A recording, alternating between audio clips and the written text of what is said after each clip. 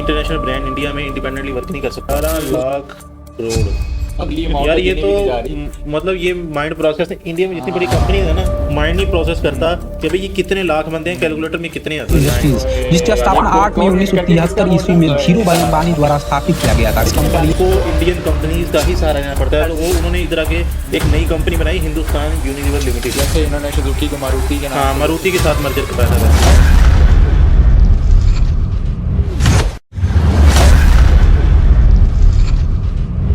Hello guys, welcome back to Pakistani reaction channel. तो आज एक वीडियो लेकर आए हैं जो कि हमने पहले तो कवर नहीं की। आज क्योंकि नए साल का पहला दिन है, तो सबको नए साल की बहुत बहुत शुभकामनाएं, हैप्पी न्यू ईयर। और सेकेंडली जो सबसे मेन इंपॉर्टेंट बात है वो ये कि हमने ना बहुत दफा ना कोशिश की है कि कौन सा टॉपिक आज ना न्यू ईयर पे लेकर आए।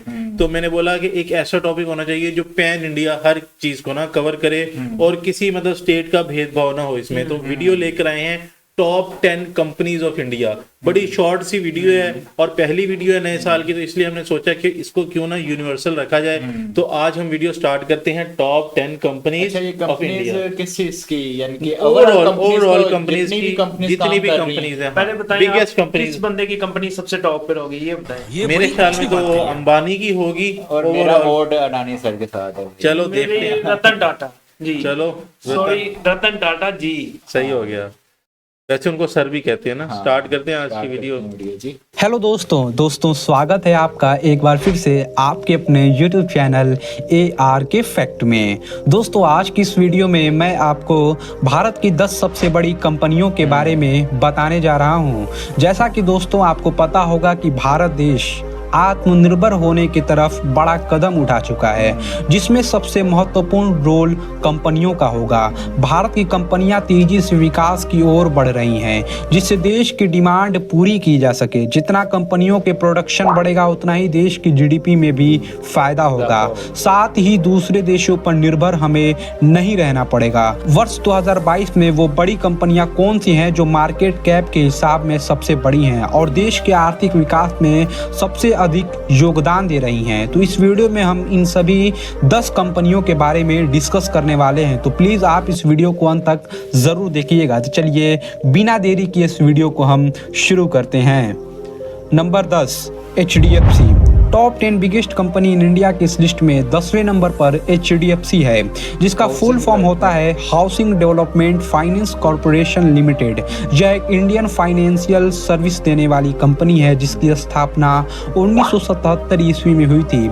यह मुख्य रूप से हाउसिंग लोन देने का काम करती है। इसका हेडक्वार्टर मुंबई में है। इस कंपनी की मार्केट कैप 8.15 ट्रिलियन रुपया है।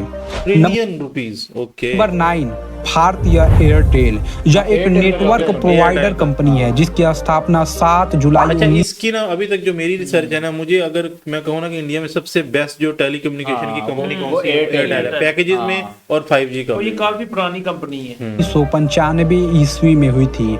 दोस्तों इस कंपनी को एयरटेल के नाम से ही जाना जाता है, जिसका मुख्यालय दिल्ली में है। यह भारत की दूसरी और विश्व की तीसरी सबसे बड़ी मोबाइल नेटवर्क ऑपरेटर कंपनी है, जो 2G 4G वोल्ट लाइन तथा 5G भी कुछ शहरों में प्रोवाइड करती है। ब्रॉडबैंड और वॉइस सर्विस भी प्रदान करती है। इसका मार्केट कैप 4.0 ट्रिलियन रुपया का है। Number 8 Bajaj finance. दोस्तों यह एक नॉन बैंकिंग फाइनेंस कंपनी है जो अपने ग्राहकों को लोन या अन्य तरह के सहायता। अच्छा, ये तो फाइनेंस की बात करें। बजाज के तो बाइक्स भी नहीं थे। बजाज के बाइक हैं और रिसेंटली उन्होंने एक ड्यूक जो बाइक है वो भी उन्होंने परचेज की है। KTM सॉरी मुहैया कराती है। इस कंपनी का मुख्यालय पुणे में है, जिसके CEO राहुल बजाज जी हैं। इस कंपनी के 294 ग्राहक शाखाएं और 497 ग्रामीण इलाके में डिस्ट्रीब्यूशन पॉइंट्स है, जहां से ग्राहक जुड़कर लोन ले सकते हैं। इसकी मार्केट कैप 4.26 ट्रिलियन रुपया की है।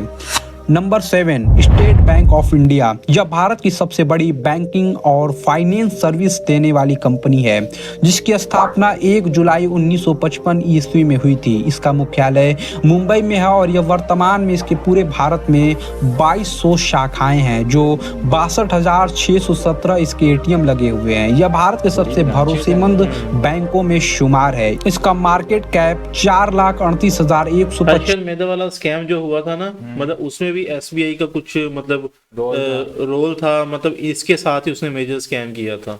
50 करोड़ रुपया है। Number 6, Hindustan Unilever.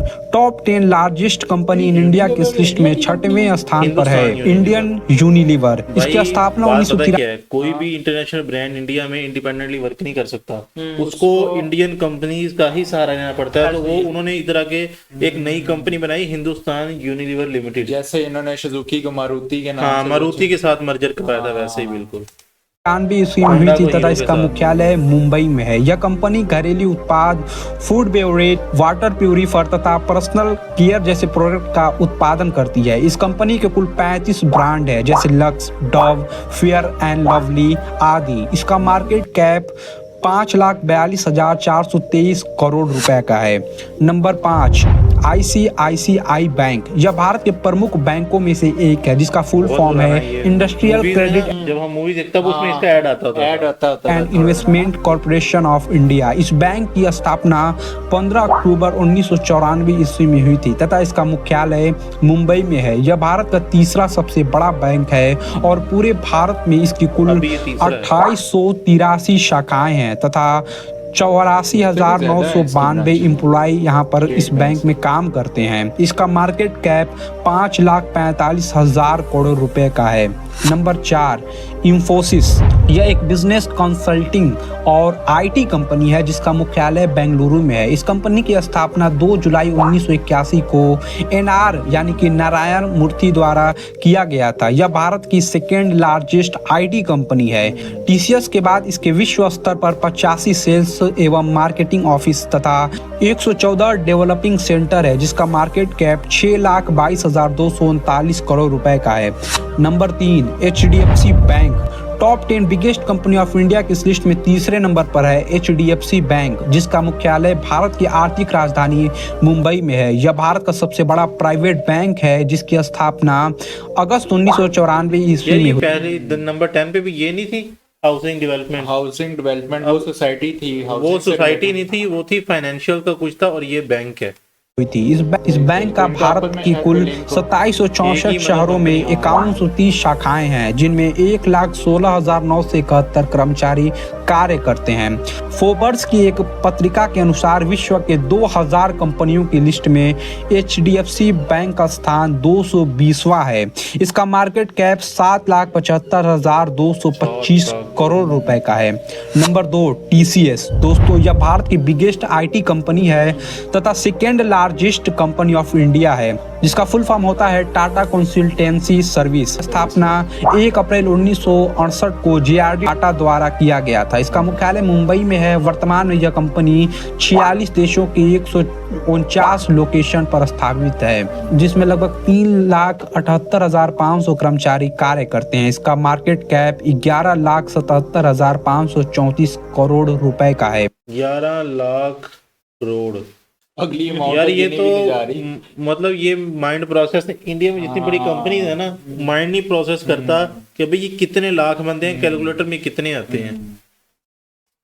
Top 10 biggest company of India के लिस्ट में पहले स्थान पर है रिलायंस इंडस्ट्रीज, जिसकी स्थापना 8 मई 1973 ईस्वी में धीरूभाई अंबानी द्वारा स्थापित किया गया था। इस कंपनी मुकेश नहीं आई इसमें यार, हालांकि उनकी भी काफी बड़ी बड़ी कंपनीज काम कर रही हैं। मुकेश अंबानी, ये अडानी इसमें क्यों नहीं आया, ये आपने लाजमी हमें कमेंट सेक्शन में बताना है कि क्या हमें हवाई बनी हुई है कि बस अडानी के इतने वो प्रोजेक्ट्स हैं उनके पास। की नेतृत्व में यह कंपनी जियो टेलीकॉम जिसको कंपनी को मर्जी ऊपर ले आए। नहीं, लेकिन ये उसने उसकी वैल्यूएशन Result wise मार्केट और- हाँ। कैपिटलाइजेशन के हिसाब से बताया के आने के बाद से आसमान की बुलंदियों पर है। वर्तमान में इसके चेयरमैन मुकेश अंबानी के बड़े बेटे आकाश अंबानी जी हैं। रिलायंस इंडस्ट्रीज में Reliance cotton mile, Reliance mart और रिलायंस पेट्रोलियम आदि शामिल है। फोर्ब्स पत्रिका के अनुसार विश्व की 2000 कंपनियों में रिलायंस इंडस्ट्री का 55वां स्थान है। इस कंपनी का मार्केट कैप 17,80,945 करोड़ का है।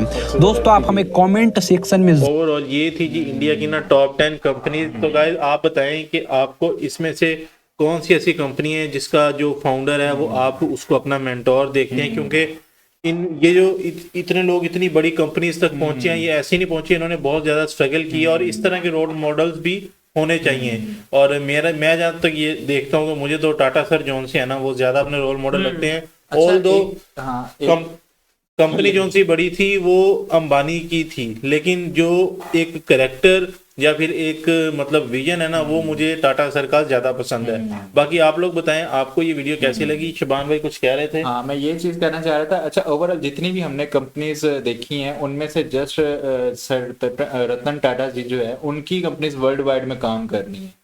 नहीं, बजाज भी कर रहा है और लेकिन उसके उनका अलावा किसी का अंबानी भी कर रहे हैं, डिस्कस तो नहीं किया गया। लेकिन वो हमें तो पता है ना, जब से हम रिव्यू कर रहे हैं मल्टीपल बाइक्स और चीजें वो बना के भेज रहे हैं। बाकी गाइस मिलते हैं फिर आपसे नेक्स्ट वीडियो में, और चैनल को सब्सक्राइब लाजमी करें ताकि आपको हमारी वीडियोस इस तरह मिलती रहें, और कमेंट करेंगे अगर तो हमें बहुत अच्छा लगेगा। बाकी हैप्पी लेकिन न्यू ईयर। सब्सक्राइब करेंगे तो और अच्छा लगेगा। बिल्कुल, और बाकी हैप्पी न्यू ईयर। मिलते हैं आपसे नेक्स्ट वीडियो में, तब तक के लिए टेक केयर। जी।